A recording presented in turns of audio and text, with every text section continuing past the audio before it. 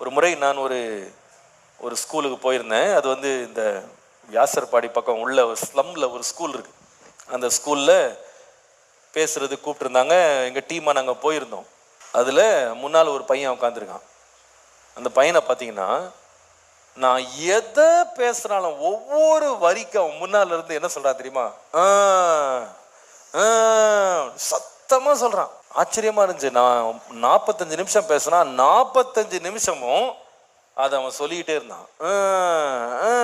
அப்படின்னு ஒவ்வொரு வரி நான் முடிப்பேன், அவன் சத்தம் போடுவான். ஆனால் என்ன பிரச்சனைனா, பாவம் அவன் எப்படியாவது அட்டென்ஷனை வாங்கணும்னு நினச்சான். நான் கொஞ்சம் பழக்கத்தில் அவனை என்னன்னே சட்டை பண்ணிக்கலாம். அவனுக்கு ரொம்ப சோர்வாகி போச்சு. கடைசியில் எங்கிட்ட வந்து பேசி தான் யாருன்னு சொல்லிட்டு தான் போனான்.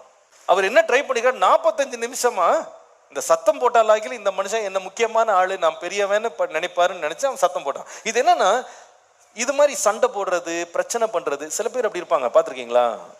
எங்க அப்பா அடிக்கடி சொல்லுவாங்க, இந்த சாவு வீட்லையும் கல்யாண வீட்லையும் சொந்தக்காரன் தன்னை பெரியவன்னு காட்டுறதுக்கு ட்ரை பண்ணுவானா.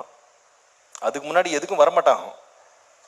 ஆனா சாவு வீட்டில் பார்த்தீங்கன்னா, எங்கேயோ ஒளிஞ்சு கிடக்கிறவன் கூட ரொம்ப முக்கியமானவனா தன்னை காமிக்கணும்னு வந்து அப்படியே ஒரு நடக்கிற நடைய வீர நடையா இருக்கும்.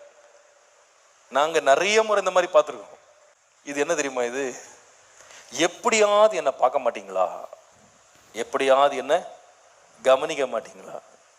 இந்த நோய் வந்து ரொம்ப ஆபத்தான ஒரு நோய். நான் பார்த்த வரைக்கும் இது அநேக குடும்பங்களை ரொம்ப சீரழிச்சிருக்கு, உறவுகளை சீரழிச்சிருக்கு, ஊழியங்களை சீரழிச்சிருக்கு. இதை நான் பார்த்துருக்கேன், தனிப்பட்ட விதமாக நான் பார்த்துருக்கேன். இதுல இருந்து, இந்த ஒரு அப்சஷன்ல இருந்து ஆண்டவர் நம்மை விடுதலை ஆக்கணும். நம்ம ஜெபிக்கணும்.